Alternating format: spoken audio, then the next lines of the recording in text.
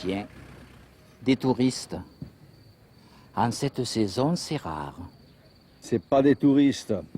C'est les Parisiens qui ont racheté le café-restaurant de Maurice. Eh, il n'a pas fait une mauvaise affaire, Maurice. Il y avait qu'un Parisien pour l'acheter. Pourquoi tu dis ça? Il ne marche pas si mal, son restaurant. D'après Maurice, ça n'est pas un restaurateur. Il était dans l'informatique, ou quelque chose comme ça.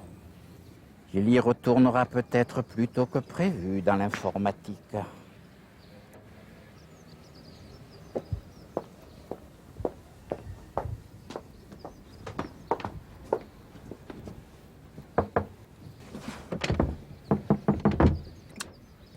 Tu es sûr qu'on avait rendez-vous ici?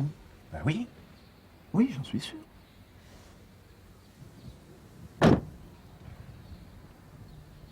Qu'est-ce qui se passe? Il se passe que Maurice n'est pas là et que le restaurant est fermé. Ça commence bien. Si elle continue à faire cette tête, je vais vraiment me fâcher. Il faut la comprendre. Quitter Paris pour aller vivre dans un petit village où elle ne connaît personne. Mais ce n'est pas grave. Tu la connais. Elle ne va pas faire la tête longtemps.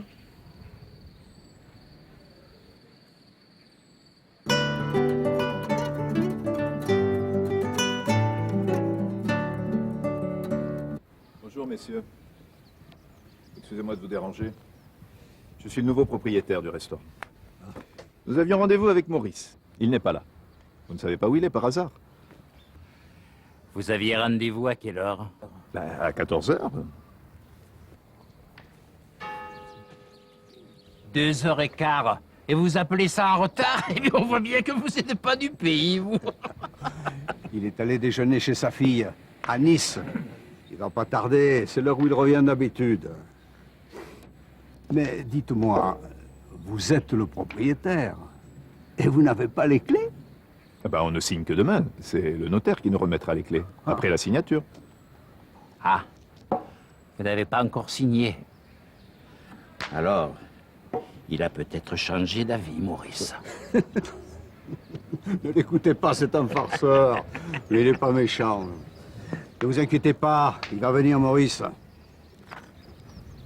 Mais dites, si c'est pas indiscret, on m'a dit que vous étiez dans l'informatique. C'est vrai, ça? Oui. Je crée des logiciels pour une grande entreprise. C'est loin de la cuisine, l'informatique. Mais j'ai suivi des cours chez les plus grands chefs. Les grands chefs, avec leur nouvelle cuisine, ils ont trouvé le filon. Rien dans l'assiette et après l'addition, plus rien dans le porte-monnaie. Comme ça, on se sent plus léger. Qu'est-ce que tu peux être râleur? Eh bien, moi, j'ai hâte de la goûter, votre cuisine. Et notre café, qu'est-ce que vous allez en faire? On a quelques petites idées. Il y a beaucoup de jeunes qui le fréquentent. Oh, les jeunes, ils préfèrent aller sur la côte.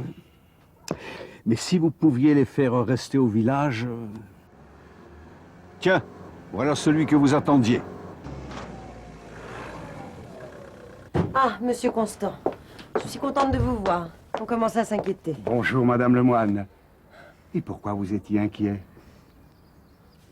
Pour rien, Maurice, mais on est pressé de revoir notre restaurant. Eh bien, allons-y.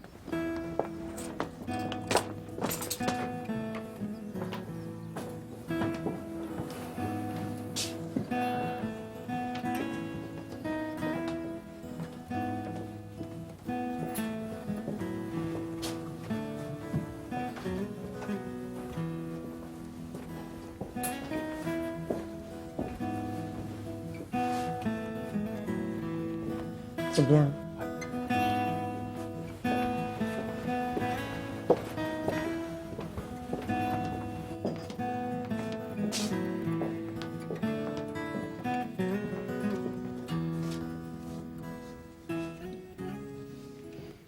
Alors, ça vous plaît toujours autant? Oui, c'est ce qu'il nous faut.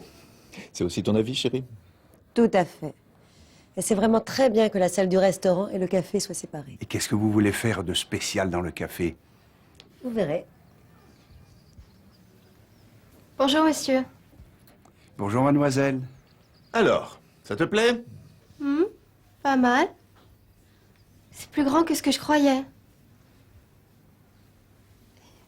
Vous m'embaucherez pendant les vacances?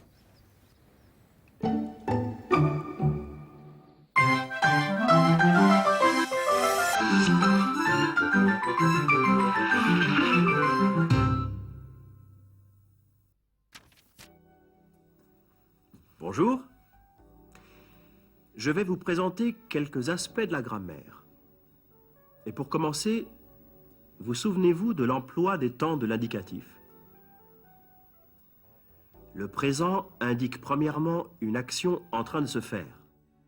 Maurice arrive.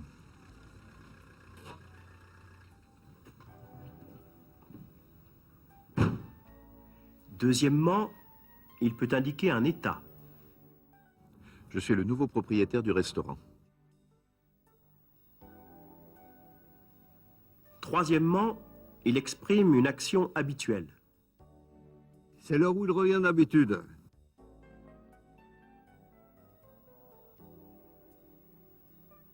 Quatrièmement, il peut exprimer une vérité générale. Tiens, des touristes. En cette saison, c'est rare. Le futur simple exprime un fait probable. C'est le notaire qui nous remettra les clés, après la signature.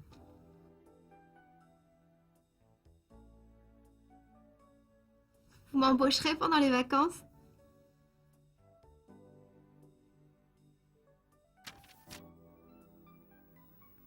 Le passé composé présente des faits passés révolus. Il n'a pas fait une mauvaise affaire, Maurice. Il est allé déjeuner chez sa fille, à Nice. Il va pas tarder.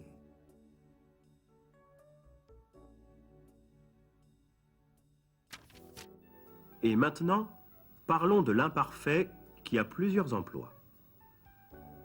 Premièrement, on exprime des circonstances et des états.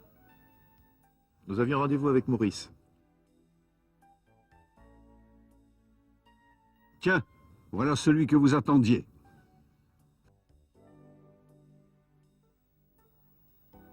Prenons un autre exemple. Ce jour-là, il faisait beau et Raymond et Joseph étaient sur un banc.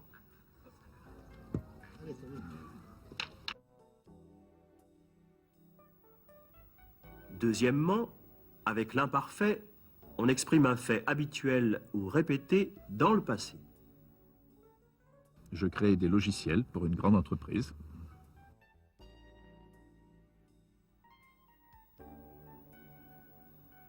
Troisièmement, on exprime un souhait avec si plus imparfait. Si vous pouviez les faire rester au village.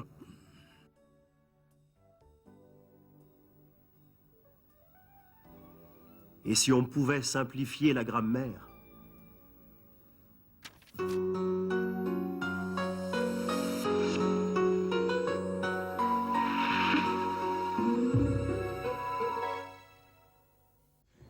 Excusez-moi de vous déranger. Je peux vous interrompre? Désolé de vous déranger, mais je peux vous parler une minute? Vous pouvez m'accorder un moment, s'il vous plaît?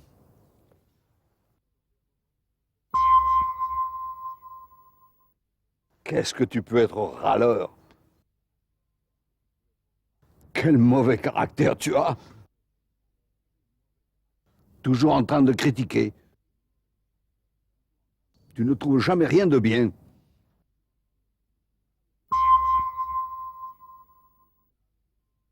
Si vous pouviez les faire rester au village. Mais si seulement on pouvait les faire rester au village. S'ils pouvaient rester au village, ce serait bien. Les faire rester au village, c'est tout ce qu'on demande.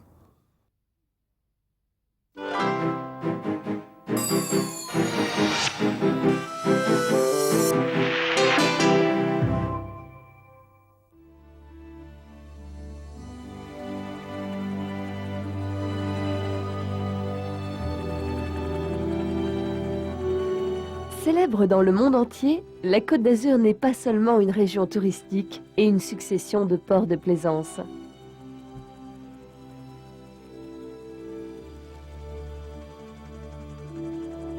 Soleil, mer, végétation luxuriante, ces dons de la nature qu'offre la Côte d'Azur ont séduit de nombreux artistes, éblouis par sa beauté. Et depuis plus d'un siècle, les plus grands maîtres de la peinture moderne y ont découvert lumière et couleur. La Côte d'Azur est devenue un lieu privilégié pour les artistes. En bord de mer ou dans l'arrière-pays, ils ont témoigné de leur présence.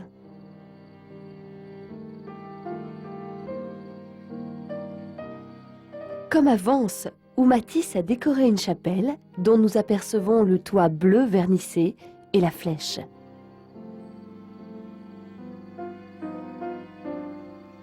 Ou à Villefranche-sur-Mer, dont les vieilles rues gardent le souvenir d'un peintre-poète nommé Jean Cocteau.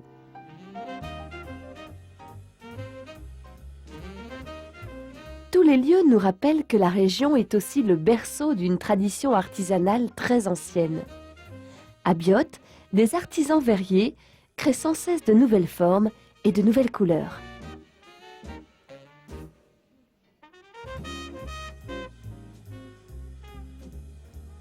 À Saint-Paul-de-Vence, la Fondation MAG symbolise à elle seule cette harmonie entre l'art et la nature.